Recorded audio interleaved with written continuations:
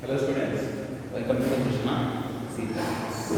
In our last session we have seen the introduction to C++ and in our next lecture we have seen few examples of C++ programs and we have seen how it is different from your C language. Okay, and just I will try to give one more example where we have printed hello.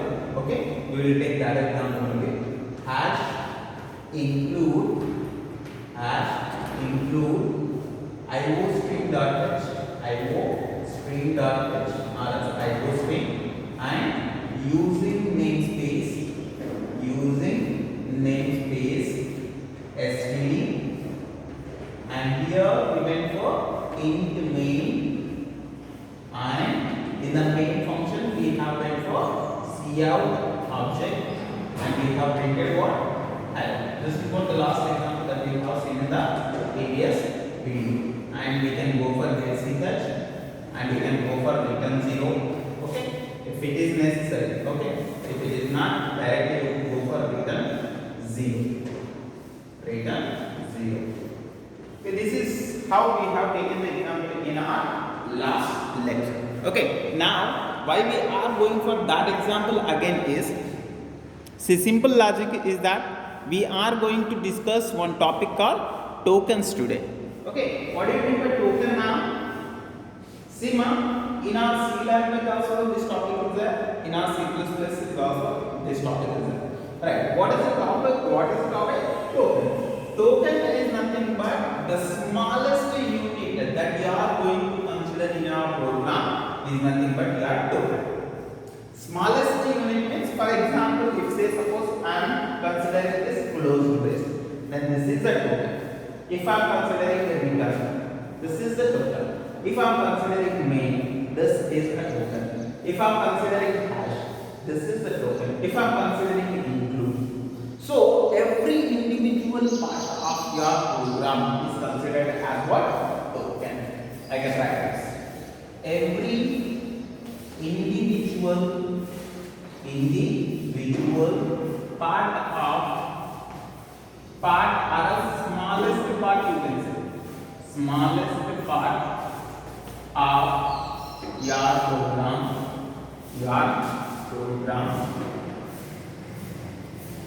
is considered as what? Token. Is considered as what? Token. And there are so many types of tokens in your C++ program as you have studied in the case of C language also. Okay, in that we have categorized this token like this. Keywords. The first type of token that we are having is keywords, and the second one is identifiers and constants and then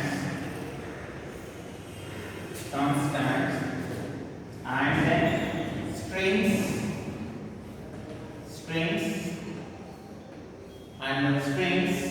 and then we will be having some special symbols too. Okay, special symbols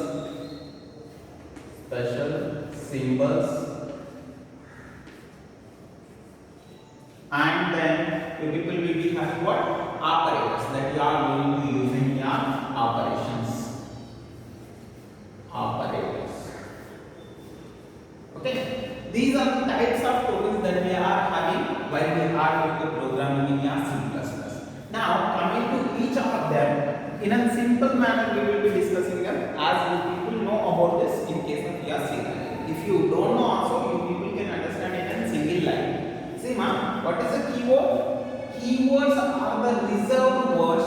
Keywords are nothing but these are reserved words which are used for specific reason only. Which are used for what? Specific reason only. For example, in this particular program, int. It stands for what? Integer variable. RS data type called integer. It is used for that particular reason only. It will not be used as a variable name. It will not be used as a function name. Main is a function name which is not used for some other reasons. Like that, keywords are some specified words which are used for specific reason only. They are nothing but keywords. In our C language, we used to have 32 keywords like this. Okay, you people might have observed things like integer, float, double, like that. Those particular words which have been used for a specific reason is called as what? Keywords. Examples are integer, float, double, what are the things that you have used in case of your C language? Go to, right? All those things you people might have used in case of C language. Other than that, you people are having few more keywords in your C++. Approximately they will be of 31, right? And they will be taking the keywords like private, public, and all of them we will be discussing as it comes in the syllabus. Okay, no need to butterfly them individually. Okay, when you are studying the topics, automatically you people will register those particular keywords and for what they will be used in a program. Right? We will be studying this. Do remember that keywords are a specific reason words, like I said. They are reserved words which are used for specific reason. Okay. Example, you can take anything: integer, float, double, boolean, private, public. Okay. Bull. Okay. Like that, you can take any kind of example for your keywords. No need to modify all of these keywords. When it comes, you people can use and you people will come to know the reason why we are doing those particular keywords. And in the next one, we are having as identifiers. See, these are the reserved words which are used for that particular reason only. And these are identifiers. These are the names which have been given by the user. By you people will be giving some names to your variable, names to your function.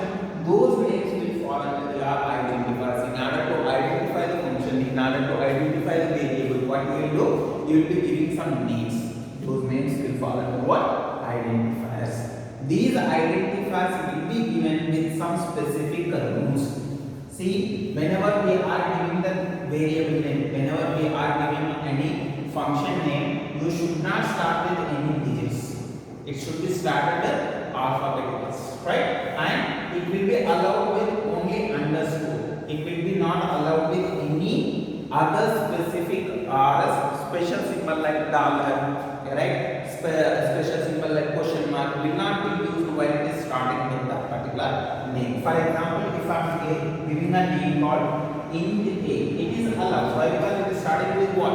Alphabetical character.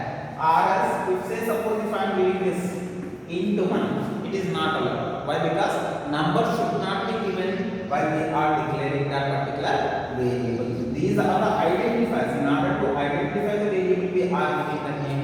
Name should start with the characters. Okay, it can start with underscore, but it should not start with any digits and any special characters. Okay, do remember about these particular identifiers. Whenever you are separating the names, for example, if you are giving first name, first and space name should not be given.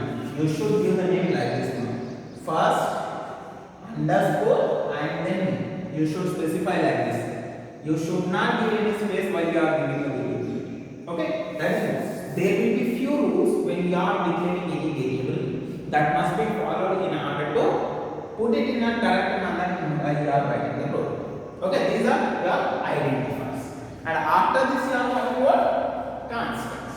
Constants are nothing but these are the constants which will be never changing its value during the execution. Say suppose in case of identifiers we have wait for int a can hold 5, a is equals to 5. In a program I can do a plus plus, I can do a minus minus, a value can change, but when we are using the constant will never change its value during the execution. Say suppose if I am using an integer constant like 10 will stands for 10 only, it won't change its value.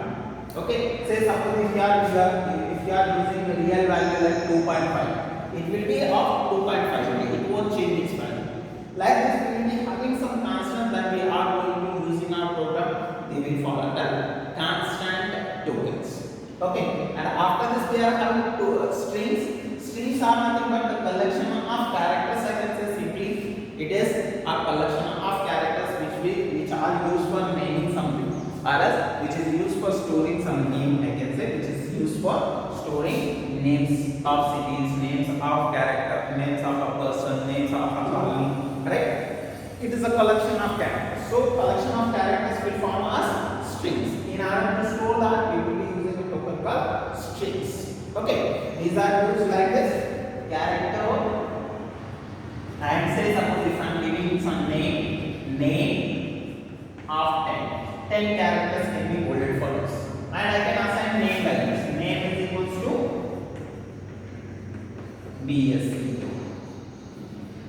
BSc. Up to 10 characters I can hold. I am holding 3 characters. Like this, you can use strings in your programming session. And the next one that we are having is your special symbols. See, in our program we have used open brace, closed brace, and parenthesis, and angular brackets, semicolons, gamma. Okay, we are using so many symbols over here. These symbols are used for different reasons. Say suppose gamma. Gamma is used for separating the variable name, separating the functions. Okay. Say suppose braces are used for opening the function and closing the function, and semicolon is used for closing the statement. Right? Different kind of symbols we will be using in our C++ program. They will fall under what? Special symbols. And operators are special symbols used for performing some action. Operators are special symbols used for performing some task. Performing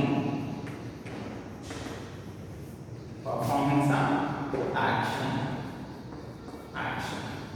Like addition, subtraction, division, multiplication, and greater than, less than or equals to, greater than or equals to. All of these are your operators, which are used for some specific action, I can say. For that reason, operators can be considered as a special token in your C++. Okay, so that by using them, we can perform some action. And we can get the result by performing some actions into those. I hope these tokens are clear to you people. Why? Because these tokens you people might have studied in case of C language also. That is the reason I am not taking much time in order to explain this. You people will be having categories like keywords, identifiers, and what we have discussed, constants, strings, and special symbols and operators. You people know the definition of this already. And do remember that apart from your 32 keywords, we are having some additional keywords also we need to verify.